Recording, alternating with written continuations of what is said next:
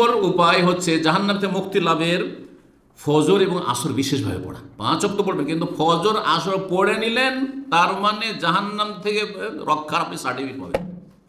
নবী সাল্লাল্লাহু আলাইহি ওয়াসাল্লামের হাদিস, সহিহ মুসলিমের 1003 নম্বর হাদিস বলে, লাই আলে জান্নাত, কোনোদিনই জাহান্নামে যাবে না ওই ব্যক্তি মান সাল্লা কাবলা তুলুই শামসি ওয়া কাবলা গুরুবিহা, যেই ব্যক্তি সূর্য ওঠার আগের নামাজ পড়ে আর সূর্য ডোবার আগের নামাজ পড়ে, মানে ফজর আসর। কারণ এই দুটো নামাজ যদি পড়তে পারেন আপনি, কারণ সকাল তো হয়তো ঘুমাননি, আর খেয়ে দিয়ে দিলেন ঘুম, মাগরিব ঠেকিয়ে দিলেন, আপনি সূর্য ডুবিয়ে দিলেন, এটা অনেকের হচ্ছে, তাই না? সেই জন্য আর এদিকে রাত্রে এদিক সেদিক করলেন, আড্ডা দিলেন, আর মোবাইল নিয়ে পড়ে থাকলেন, তারপর দিলেন ঘুম, সূর্য উঠিয়ে দিলেন, গেলেন জাহান্নাম।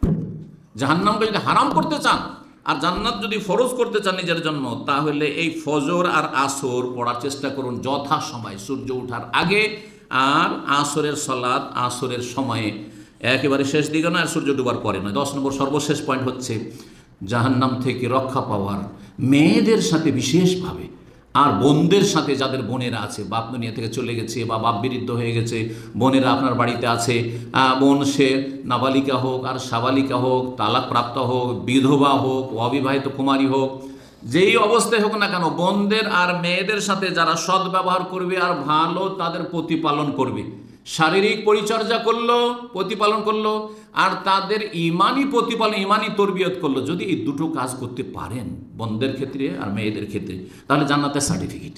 ছেলেদেরকে জান্নাতের সার্টিফিকেট কোনো হাদিসে বলা হয়নি, কিন্তু মেয়েদেরকে আর বোনদেরকে জান্নাতের সার্টিফিকেট। মুত্তাফাকুন বুখারী মুসলিমের হাদিস। নবী সাল্লাল্লাহু আলাইহি ওয়াসাল্লাম বলেছেন, মানব তুলিয়া মিন হাযিহিল বানাতে, আল্লাহ যদি এই মেয়েদেরকে দিয়ে কাউকে পরীক্ষায় ফেলেন, তাহলে আহসানা এলাইহা, তারপরে তাদের সাথে সদাচরণ করলো, ভালো ব্যবহার করে, দুর্ব্যবহার করলে হবে না, বোনদের মারধর করলে হবে না, আর কথার দ্বারা কষ্ট দিলে হবে না, মেয়েদেরকে খারাপ দৃষ্টিতে দেখলে হবে না, ছেলেটা আমার আমার লক্ষ্মী, আমাদের দেশীয় কথা লক্ষ্মী বলা শিরক, কারণ লক্ষ্মী হচ্ছে হিন্দুদের দেবী, ছেলেটা আমার ভবিষ্যতে কিছু করবে সংসারের, মেয়ে কি করবে, এ তো বোঝা, কখন যে বোঝা নামাইতে পারবো, এই ধ্যান ধারণা থাকলে কিন্তু হবে না। জি, আল্লাহ নিয়ামত দিয়েছেন, আপনি জানেন না যে কোন নিয়ামতে বরকত আছে। হতে পারে এই দুর্বল অসহায় মেয়েটার ওসিলাতে আল্লাহ আপনাকে রিজিক দিচ্ছে, হাদিসও রয়েছে, দুর্বলদের ওসিলাই তোমাদেরকে রিজিক দাও, ইন্নামা তুনসারুনা তুরজাকুনা বিদুআফাইকুম।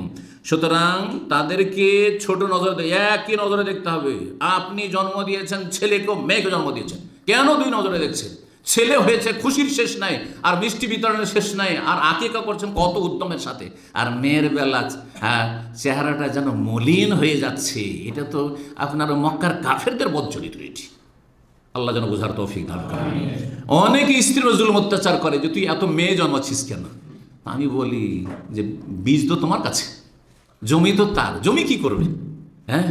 মালদহ আর রাজশাহীর জমি যদি হয়, আর যদি সেখানে গুটি আম, যদি টক আম লাগান, তো ফজলি আমের আশা করবেন নাকি?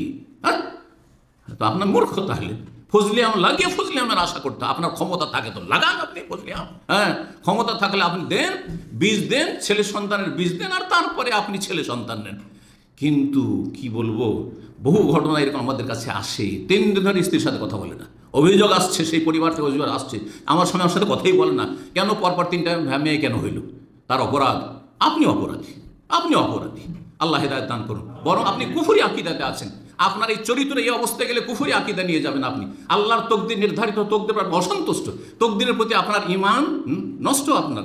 সুতরাং তকদিরের উপর ঈমান নষ্ট হইলে আপনি মুসলিম না, এটা ছোট বিষয় নয়। আল্লাহ যা তকদিরে ফয়সালা করবেন তাতে সন্তুষ্টি প্রকাশ করতে হবে। আলহামদুলিল্লাহ, আল্লাহ যেটা দিয়েছো সেটাতে আমার নিয়ামত, যেটা দিয়েছো, যে অবস্থায় রেখেছো সেই অবস্থায় আমি তোমার শুকরিয়া আদায় করছি। নবী সাল্লাল্লাহু বলছেন, যদি তাদের সাথে ভালো আচরণ করে, মেয়েদের সাথে আর বোনদের সাথে, অন্য হাদিসে বোনের কথা রয়েছে, কুন্না লাহু সিতরাম মিনান নার, এই মেয়েগুলি, এই বোনগুলি জাহান্নামের সামনে গিয়ে আড় হয়ে যাবে, যে আমার ভাইকে, আমার বাবাকে, আমার মাকে আমি জাহান্নামে যেতে দেবো না। আল্লাহু আকবার।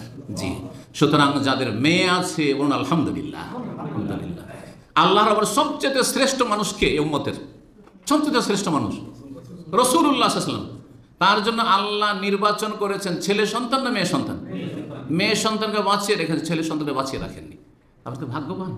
নবীর সুন্নত মানে মিষ্টি মিষ্টি সুন্নত নেবেন, যে নবীর সুন্নত ছিল হালুয়া খাওয়া, মিষ্টি খাওয়া, আর নবীর সুন্নত ছিল লাউ খাওয়া, এগুলো সুন্নত নেবেন আপনি। আর নবীর সুন্নত ছিল যে আল্লাহ নবীকে মেয়ে দিয়েছেন, ওইটা নিতে আপনার ভালো লাগছে না।